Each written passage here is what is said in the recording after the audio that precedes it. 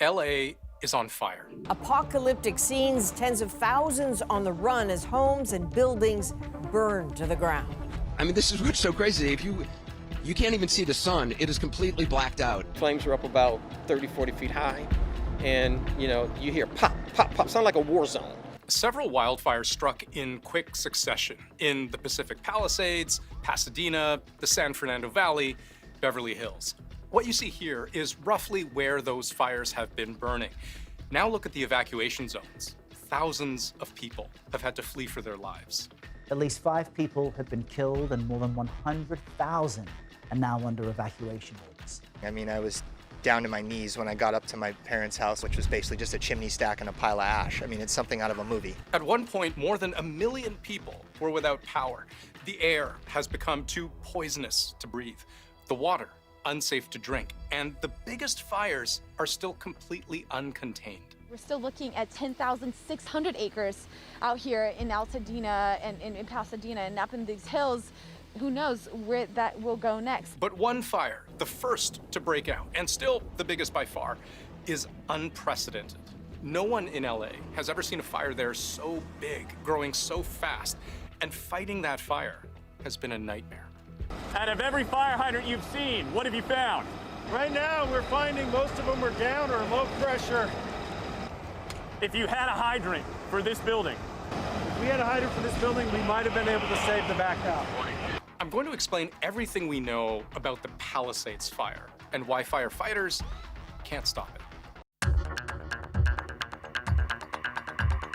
The National Weather Service issues a red flag warning when it's warm, windy, and dry. 3 things that can kick wildfires into overdrive. And Tuesday morning, those warnings became very real.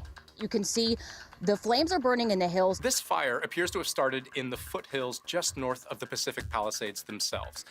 The Palisades, if you've never been there, is this sort of idyllic community, very secluded, well outside the hustle and bustle of downtown LA itself. Nestled between the Pacific Ocean, the mountains to the north, Malibu is to the west, Santa Monica is to the east.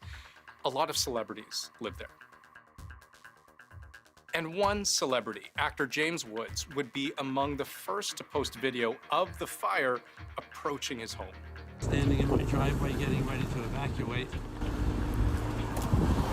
We've got a lot of planes going over, dropping water. He posted that just before noon local time, within about an hour of the fire starting. Only a few hours later, with the caption, "2 houses from us," a short video of a neighbor's home being consumed. The first major problem almost everyone would have run into was figuring out how to escape once you got the call ordering you to. They played this voicemail live on KTLA 5. Evacuate now from the area of Palisades area. Those not in the evacuation area should shelter in place. Evacuation order for Palisades Fire. But this was what it looked like when you're not quite sure whether you're driving away from or into danger. Now, I've geolocated this video to exactly this stretch of Palisades Drive. Kelsey Traynor, the evacuee who shot the video, she's heading south along Palisades and heading towards Sunset Boulevard. But you can see the geography of the part of the Palisades that she was coming from. There are no options. You are literally surrounded by mountains, which are on fire, and Palisades Drive is the only way out. From her follow-up post, there is also only one road in and out of this area, and this was the road. Nowhere else to go. This is the emergency route. Which is your house? Yeah, this is our house. Backyard's on fire. I'm out of here. Oh my gosh. So what happened? Is there anything we can do to help you, sir? You can take these paintings, I guess. I can't ride with these. I've seen accounts of it taking some people hours just to leave their neighborhoods because so many people were trying to leave all at once. Even if you had a car, you might have been tempted to ditch it and go on foot because of the gridlock. And this is what lots of people did. And that created a new problem.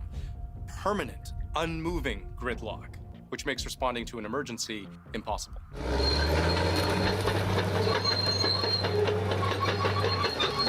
So this is what county crews had to spend their time doing, literally bulldozing dozens of cars out of the way, all of them left abandoned. But the evacuation was just one problem. The wind and the water were 2 others. Southern California has been facing incredibly dry conditions lately. In January, that's winter. It's supposed to rain a lot, but they've gotten almost nothing for months. LAX has their driest start to the water year on record, and records date back to 1944. So when the Palisades Fire did spark and embers started to fly, dry brush provided fuel and the wind provided an unstoppable push. High pressure over the Rockies, low pressure is going to be part of this coast-to-coast storm system, and that's funneling in the Santa Ana winds. According to Pasadena's fire chief, the wind was the #1 factor causing the fire to spread so quickly. And that happens in two ways. One, the burning hot embers from the wildfire. The wind blows them far and wide, and they start new fires. According to the LA Fire Department, sometimes miles ahead of the flame front. They're trying to throw the hose up on the roof so they can start to spray the palm tree itself, but as you see, pieces are falling down. But the wind also made it impossible for water bombers to fly at all. By the evening, on the day the Palisades Fire started, all firefighting aircraft were grounded.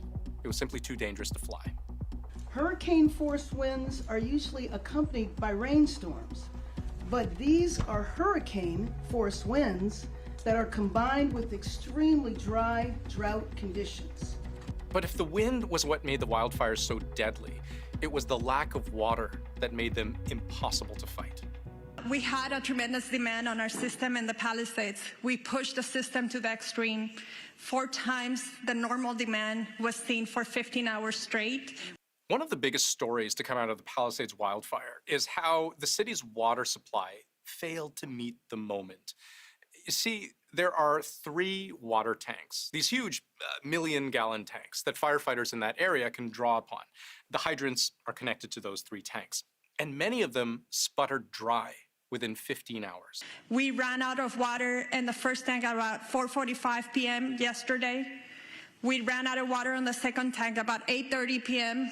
and the third tank about 3 a.m. this morning. And the reason this happened has a lot to do with the geography of the Palisades itself. So the Palisades are on slightly higher ground than the rest of LA. The reason you would position water tanks on high ground is so gravity can help push the water through the pipes down to where they're needed. But if those tanks run dry, you have to reload them from other tanks, and those reserve tanks are on lower ground.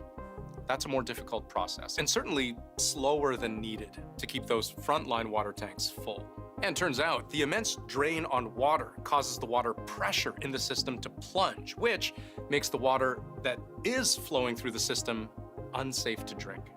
Because we're pushing the water system so hard, our water quality is decreasing. We have a lot of ash in the system, and so please, if you're gonna be drinking water, you need to boil the water. Right now, the situation on the ground is moving so quickly, it's hard to give firm details that'll hold up. But what we can tell you, the California National Guard has been deployed.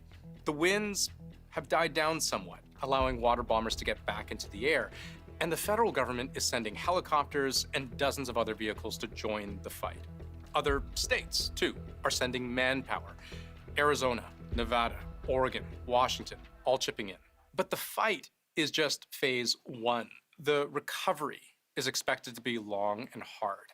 The epicenter of these fires, the Palisades, Malibu, Altadena, they've all been hollowed out.